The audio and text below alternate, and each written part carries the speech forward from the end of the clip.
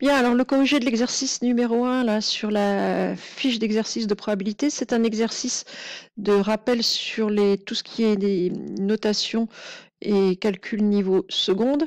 Alors, il se peut que vous n'ayez absolument aucun souvenir d'avoir fait des probabilités, ni en seconde, ni en troisième. Normalement, il est très probable qu'en seconde, ça ait été fait pendant le confinement, donc c'est pas impossible que vous ayez oublié. Peut-être même que ça n'a pas été fait du tout en seconde. Sinon, vous avez dû en faire un petit peu en troisième quand même. Si vous n'avez vraiment aucun souvenir, je vous ai mis la fiche de cours de seconde sur les probas faites par Yvan Monca. Donc vous l'avez en PDF et avec vous avez tous les liens vers ces vidéos pour les rappels de seconde. Donc n'hésitez pas à vous y référer s'il y a quelque chose qui vous paraît bizarre, que vous avez oublié, que vous ne comprenez pas, allez regarder un petit peu son cours. C'est nettement mieux fait que ce que je peux faire. Voilà, je ne crains pas la concurrence, il n'a qu'1 million d'abonnés après tout. Bien, alors en attendant, on va corriger cet exercice-là. Donc on vous dit on place dans une urne des boules qui sont numérotées de 1 à 15. Donc 15 boules dans une urne, et on en prend une au hasard. Je veux la probabilité de l'événement A, la boule tirée à un numéro pair. Alors ce qu'il faut déjà voir sur ce genre d'exercice, c'est quel est l'univers. Ce qu'on appelle l'univers, c'est qu'est-ce qu'on peut avoir. Ici, dans l'univers, on va ce qu'on peut avoir comme numéro sur la boule, on va avoir tous les numéros de 1 à 15. Je ne vais pas tous les écrire, hein. Voilà. Donc, je sais à l'avance que quand je sors une des boules, je vais tomber sur, et que je regarde son numéro, les possibilités que je vais avoir, c'est un nombre entre 1 et 15. Donc, en tout, il y a donc 15 éléments dans l'univers.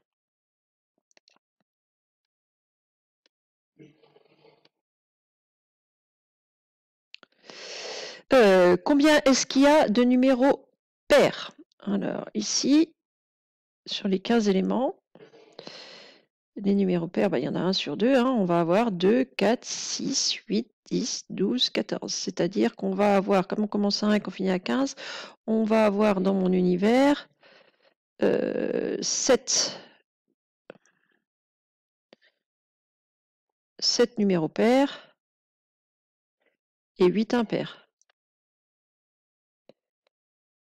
en tout. Donc la probabilité d'avoir un numéro pair, donc la probabilité de l'événement A,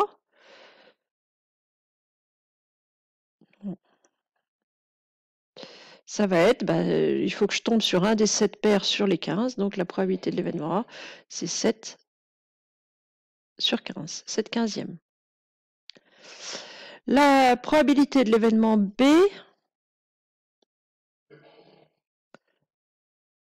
donc l'événement B, c'est je tombe sur un élément sur un numéro à 2 chiffres.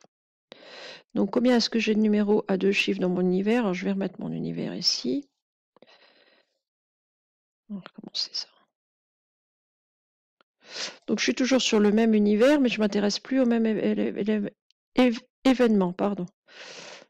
Donc mon univers, c'est toujours 1, 2, 3, 4. Je vais aller jusqu'à 15. Combien est-ce que j'en ai à 2 chiffres? J'en ai 1, 2, 3, 4, 5, 6, 7, 8, 9, 9 à un chiffre.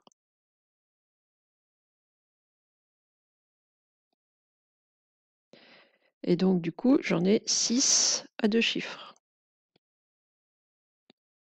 C'est-à-dire 10, 11, 12, 13, 14, 15. Donc, la probabilité de tomber sur un numéro à 2 chiffres, ça va être P de B. Il faut que je tombe sur un des 6 à 2 chiffres, donc 6 sur 15. Alors, ça se simplifie par 3, ça, c'est 2 cinquièmes. 0,4 si vous voulez. Ensuite, donc on a plusieurs éléments qui vont permettre de rappeler les notations. Alors, ce qu'on note à barre. Donc, à barre, c'est ce qu'on appelle l'événement contraire de A. C'est-à-dire, vous prenez l'univers, vous enlevez ce qu'il y a dans A, ce qui vous reste, c'est à barre. Donc, tous les éléments de l'univers qui ne sont pas dans A, sont dans A bar. Donc, la probabilité de l'événement A bar peut se calculer en faisant directement 1 moins P de A. Alors, pourquoi 1 moins P de A?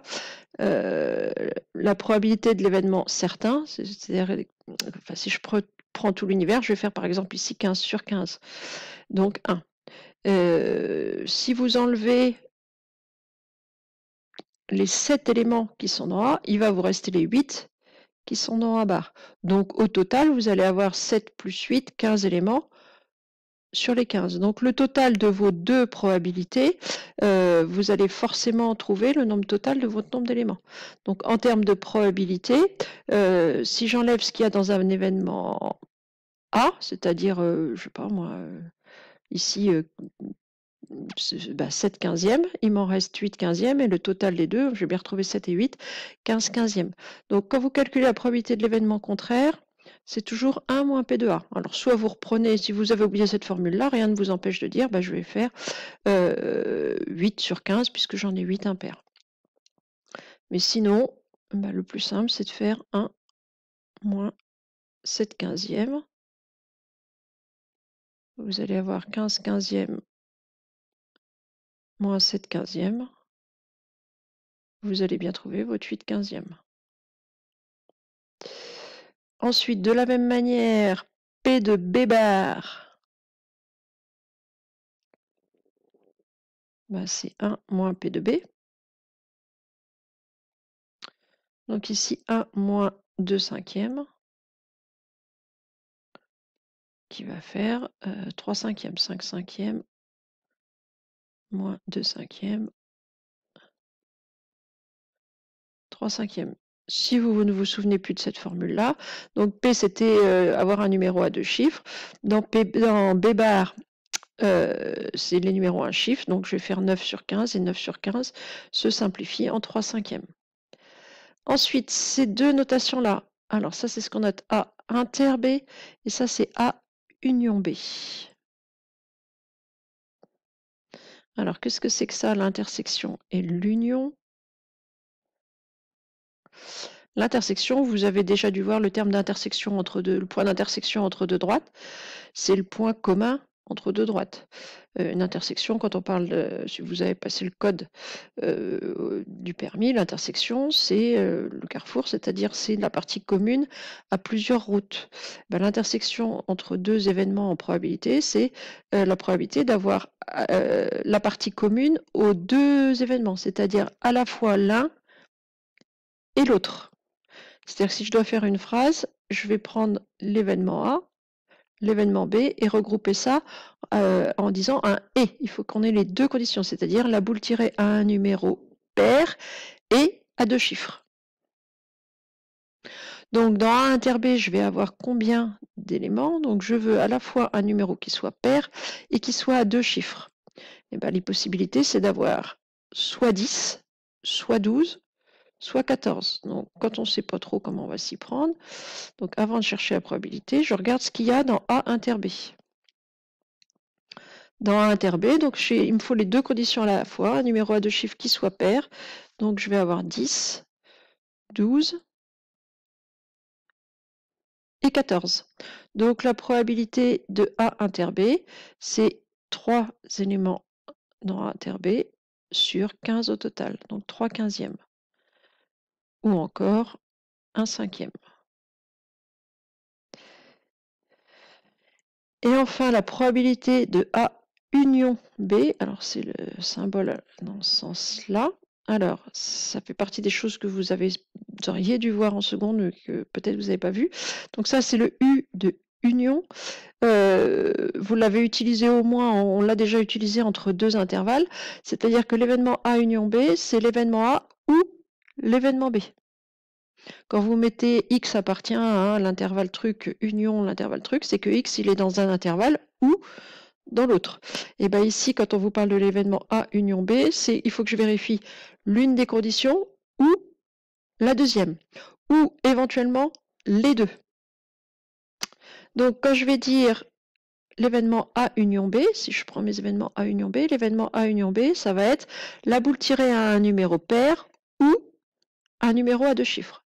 C'est-à-dire qu'il faut que je satisfasse l'une des deux conditions, voire les deux à la fois. Donc, il y a une formule qui permet de calculer la probabilité d'une union, qui dit, bah, je vais prendre tout ce qu'il y a dans A, P de A, je vais ajouter tout ce qui est dans B. Le problème, c'est que si je prends tout ce qu'il y a dans A, donc dans A, j'avais les 7 numéros pairs, dans B, les 6 numéros à 2 chiffres. Donc on pourrait faire 7 quinzièmes plus 6 quinzièmes. Le problème, c'est qu'en réalité, dans A union B, je n'ai pas 13 éléments. Pourquoi j'en ai pas 13?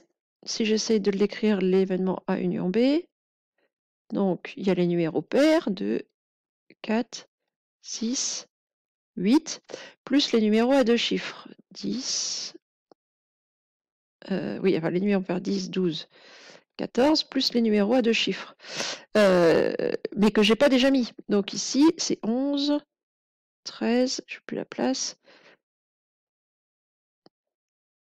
et 15. Donc si je fais P de A plus P de B, je vais faire 3, 6, 7 quinzièmes, plus 6 quinzièmes. Le problème, c'est que je vais compter 2 fois ceux qui sont à la fois dans A et dans B. Donc je vais faire 7 et 6, 13, alors qu'en réalité, dans A union B, j'ai 1, 2, 3, 4, 5, 6, 7, 8, 9, je n'ai que 10 éléments. Pourquoi il y en a 10? Ben parce que je ne peux pas faire exactement 7 plus 6, puisque ça voudrait dire compter 2 fois ces 3-là. Mais il n'y a pas de raison de les compter 2 fois, il existe. Donc on va dire, bah, je fais P de A plus P de B, mais je sais quand je fais ça que je vais avoir compté 2 fois ceux qui sont dans les deux ensembles à la fois. Donc je vais en enlever une. Donc je vais enlever la probabilité de l'intersection. Puisque si je fais 7 plus 6, j'ai 3 éléments de trop, ces 3-là. Bah, ça me donne 3 éléments de plus que ce que j'ai effectivement dans A union B. Dans A union B, je n'ai que 4, 7, 10 éléments. Si je fais 7 plus 6, ça me donne 13, puisque quand je fais 7 plus 6, ces 3-là, je les compte 2 fois. Donc il faut dire, bah, je vais enlever ceux que j'ai comptés 2 fois. Et ceux que j'ai comptés 2 fois, c'est ceux qui sont dans l'intersection. Donc ici, je vais avoir P de A plus P de B. Alors, P de A, c'était 7 quinzièmes. Plus P de B, je vais tout laisser sur 15, ça va être plus simple. Qui devait être 6 quinzièmes. Moins 3 quinzièmes. Donc je vais trouver 10 quinzièmes. Alors le 10, je pourrais l'avoir ici, hein, qui peut se simplifier par 5 en 2 tiers. Voilà, donc si vous ne vous souvenez plus de la formule, vous pouvez toujours essayer de réfléchir, bon, bah, combien j'ai d'éléments dans A union B, et vous allez directement tomber ici sur le A 10 sur 15. Mais on gagne du temps en général en prenant cette formule-là.